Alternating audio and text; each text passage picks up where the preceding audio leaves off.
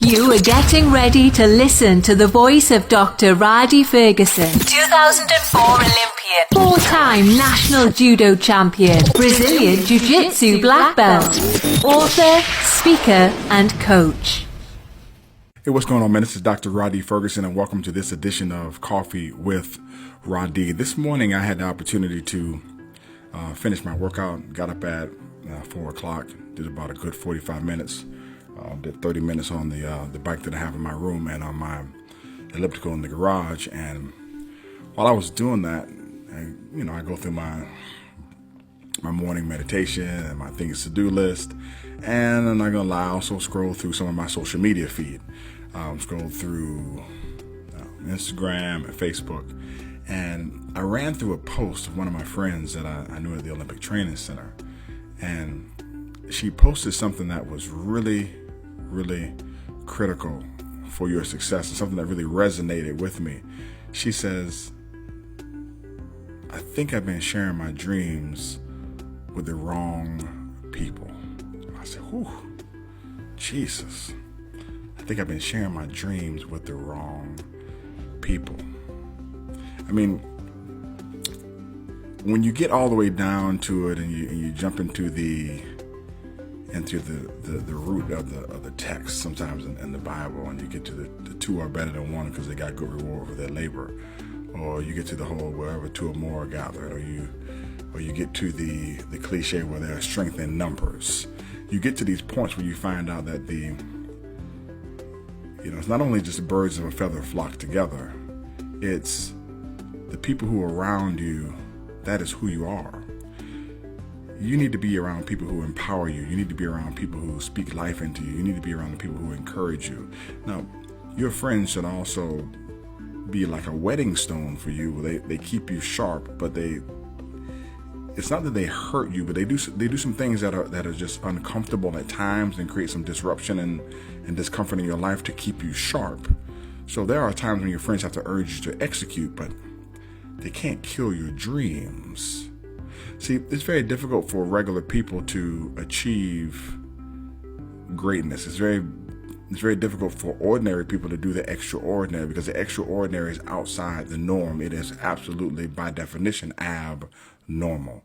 In order for you to do things that are abnormal, in order for you to do things that are ridiculous, in order for you to do things that are extraordinary, you need not only to be surrounded by people who think like that, but people who have what's called extraordinary faith. You need to be around people who have ridiculous faith. When you have ridiculous faith, you need to be around other people who have ridiculous faith, because only the people who have ridiculous faith can be around each other comfortably, because everybody else is going to think you're crazy.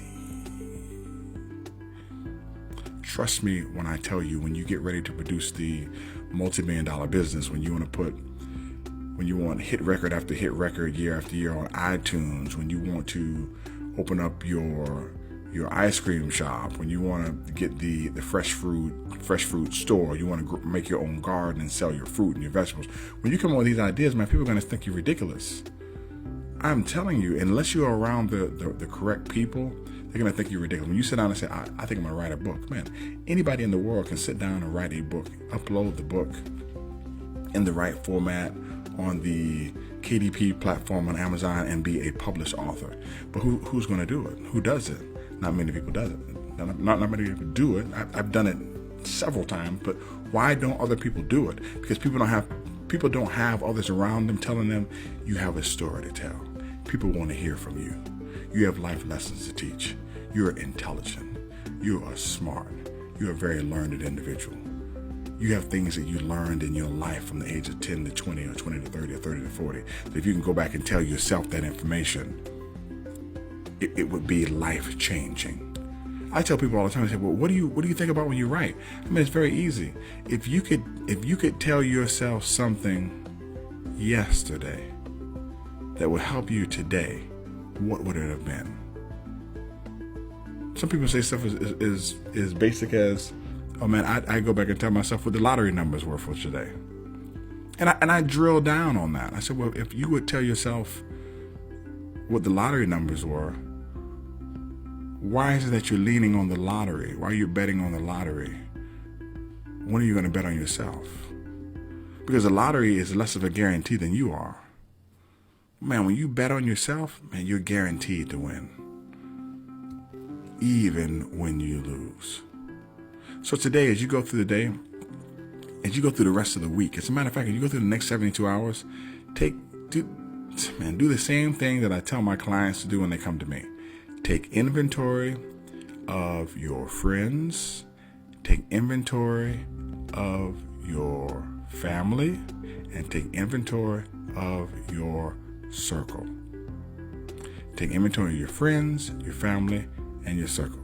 Very, very simple. We call it the FFC exercise. That's it.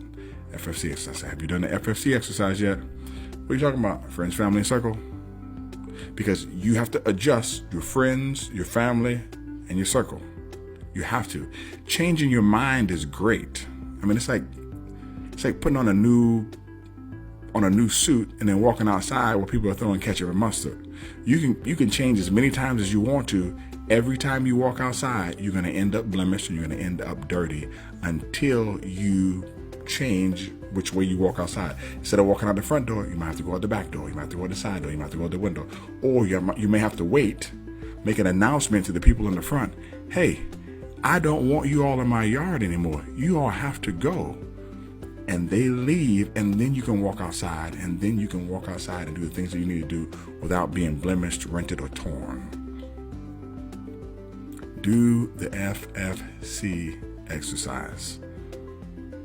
Take inventory of your friends, take inventory of your family, and take inventory of your circle. Man, this is Dr. Rhadi Ferguson, the author of Coffee with Rhadi. I hope you have a super fantastic day. Remember, I love you, but God loves you best. Take care.